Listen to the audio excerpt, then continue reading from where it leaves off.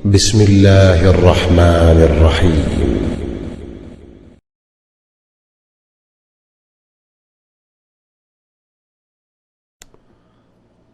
إن الحمد لله نحمده ونستعينه ونستغفره ونعوذ بالله من شرور أنفسنا ومن سيئات أعمالنا. من يهده الله فلا مضل له ومن يضلل فلا هادي له، وأشهد أن لا إله إلا الله وحده لا شريك له، وأشهد أن محمدا عبده ورسوله. All praise is due to Allah. We praise Him, we seek His assistance, we seek His forgiveness, we seek refuge with Him alone from the evils of our own selves and from the consequences of our bad deeds. Whomever Allah Ta'ala guides, there is no one who can lead him astray. And whoever Allah allows to stray, there can be no guide for him. I openly testify that there is no deity worthy of worship other than Allah Ta'ala alone, without any partners. And I further testify that Muhammad was his servant and final messenger. May Allah Ta'ala raise his rank and grant him peace. Amma ba'd. As for what follows, then from the most important affairs of Aqeedah that stands in front of the Muslim right now in these days, and I am referring to the end of the year 1433, which corresponds to the Kafir's calendar as the fall of 2012. We stand before a man who is spreading the teachings of the ancient sect called the Jahmiyyah, their line of thinking and their negation of aspects of the Book of Allah. As you will see if you truly open your eyes and study and understand, asking Allah Ta'ala to help us put aside our attachments to personalities, our love for individual TV stars, personalities, people who call to Islam, invite the non-Muslims to Islam. We need desperately to have our attachment to Allah's deen, our attachment to the Aqeedah of Ahl Sunnah, to be the first thing that we hold to be that thing which is in our molar teeth that we never let go. We grip onto it, and we don't allow our attachment to anything else to interfere with this tamassuk, with this vigilant holding on to what will lead to our salvation in the hereafter. And that is the correctness of our belief that brings about the good actions and acceptable deeds full of ikhlas, sincerity, and following the Messenger sallallahu alaihi wasallam. There has come out of our midst, in the English language, not in the Arabic language. We're not talking about people spreading innovation that has not reached you. We're talking about a man that is perhaps the most popular English speaker on the English-speaking dawah scene in this day and time. A man whose teachings reach hundreds of thousands, millions of people through Huda Television, Peace TV, Guide Us TV, and other television stations and numerous websites. A man who boasts about having 3,000 websites. 3,000 websites. A man who is reviving, sadly, whether he intends it or not, whether it's a plot from within and he knows what he's doing, or it's simple ignorance, compound ignorance. Whatever the case, the teachings are being spread, the aqeedah of the Muslims is being corrupted. Love him or hate him, it doesn't matter. The aqeedah of Ahl Sunnah is being corrupted at the hands of this man. And over the last 10 years or so, in this last decade, certainly from the year 2005, and perhaps beyond that, this man has been spreading all over the earth, in all of the countries that he brags about visiting. He has been spreading a very serious belief that we will talk about in detail. And that belief is that the Quran in the book form, as he says, is not the Quran. And the Quran is only in recitation form. Everything I am going to say now, and it's a tribute to this man, is backed up by videos where you look at the picture, you look at his mouth moving from their own Huda television station, you look at him speak, and you decide, have I misquoted him? Have I taken him out of context? Be just. Don't be a hizbi.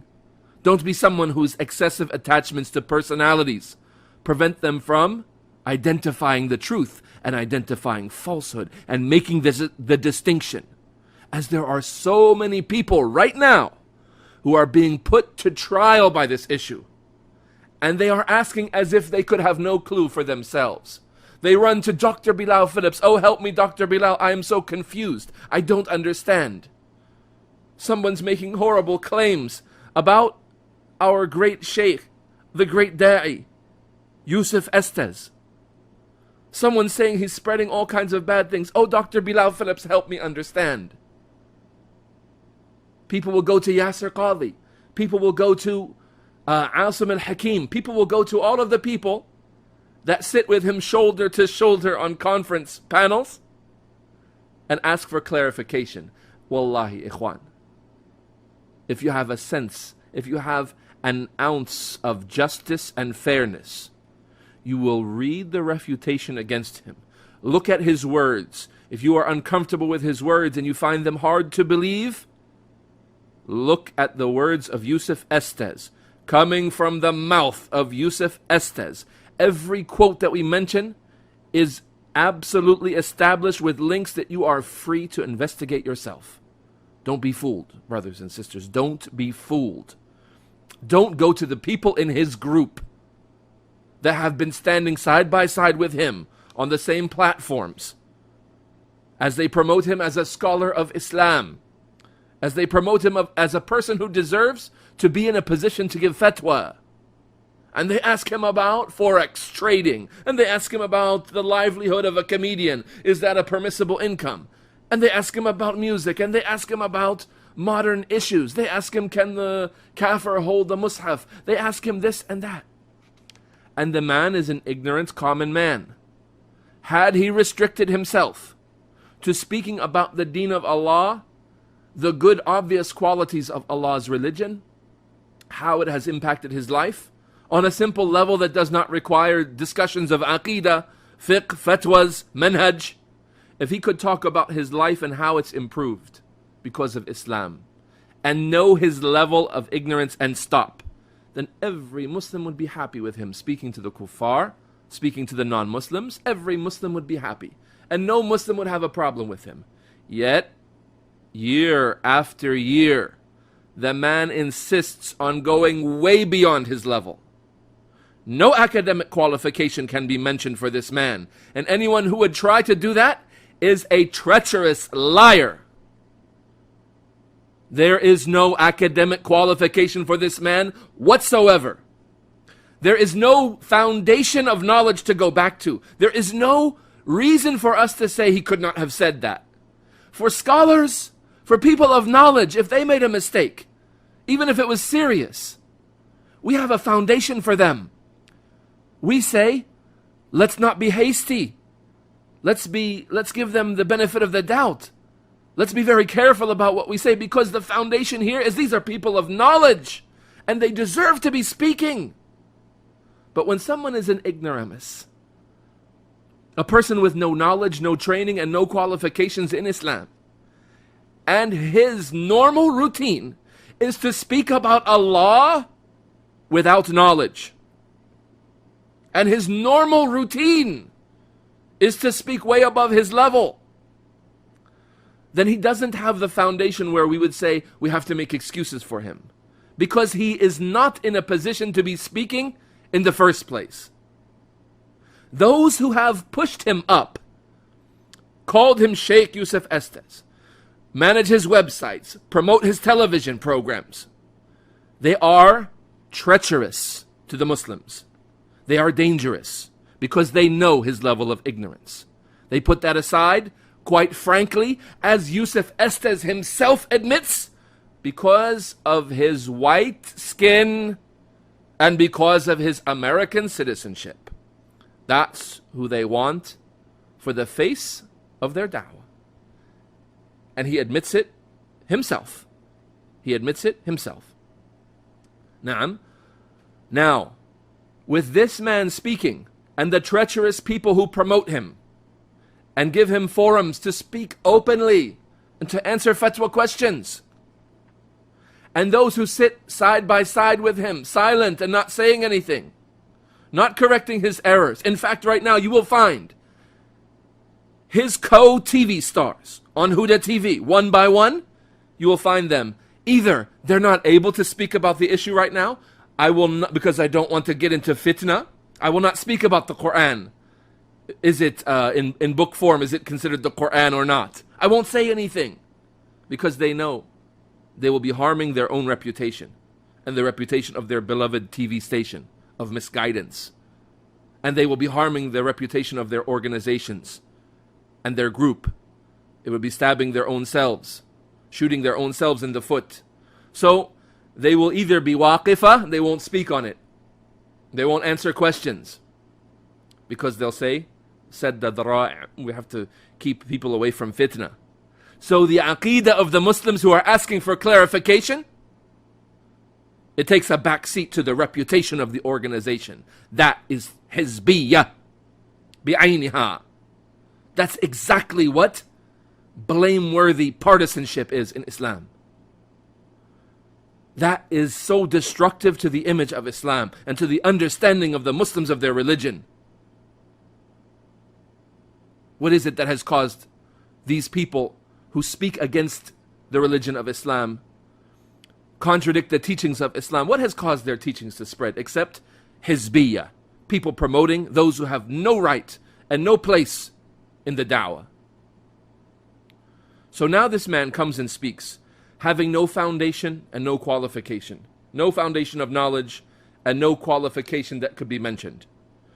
Speaking all around the world, spreading the belief that the book of Allah in book form is not the Quran. Holding the mushaf up in front of people, saying this thing in your hand is not the Quran. This thing in your hand is not the Quran.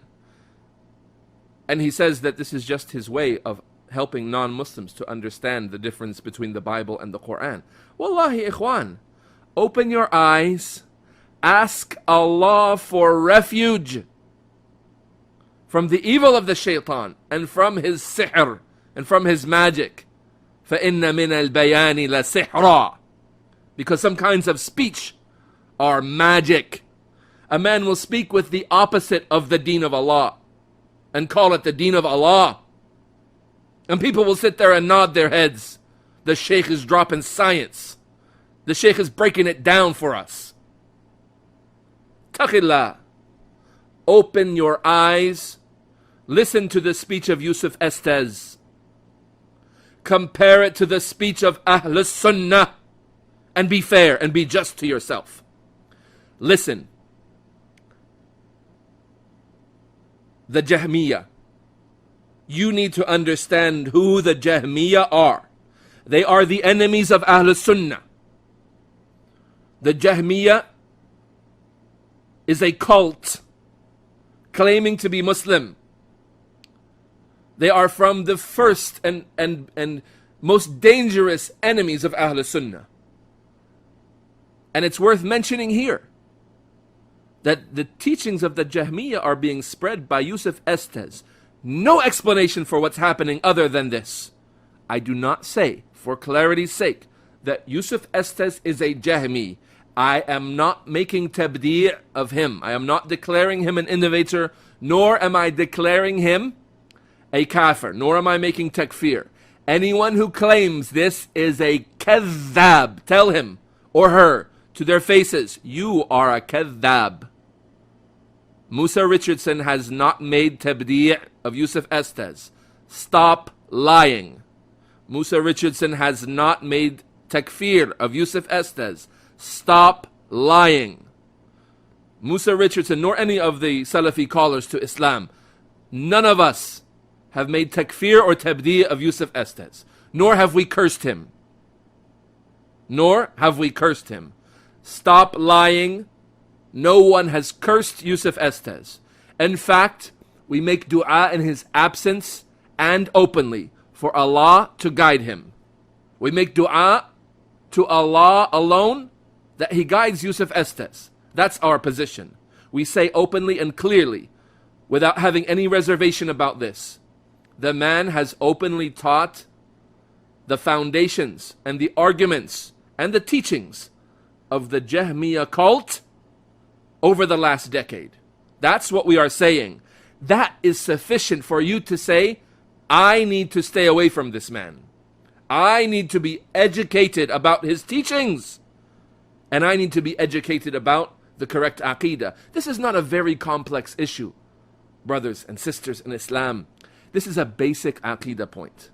The Quran is the book of Allah, not a created thing. One of the first things you hear in a beginner's study circle, as a student of knowledge, is the Quran is the speech of Allah, not a created thing.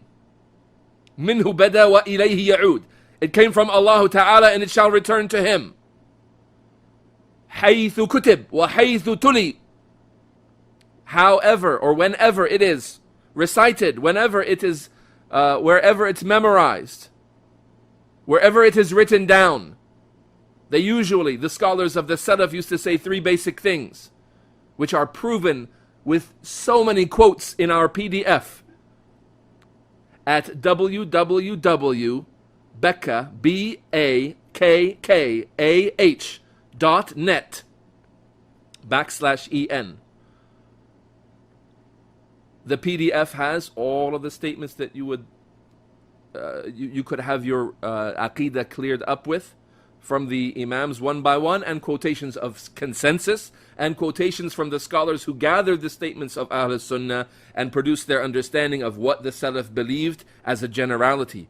All of them said the same thing. Our aqeedah is one, ikhwan. No one differed over this issue. The Quran is what is recited on the tongues. The Quran is what is preserved in Al-Lawh al-Mahfuz. The Quran is what is memorized in the chests. And the Quran is what is written in the mushafs. All four Imams, all of the Imams of the Salaf, no differing whatsoever. What is written in the mushaf is the Quran.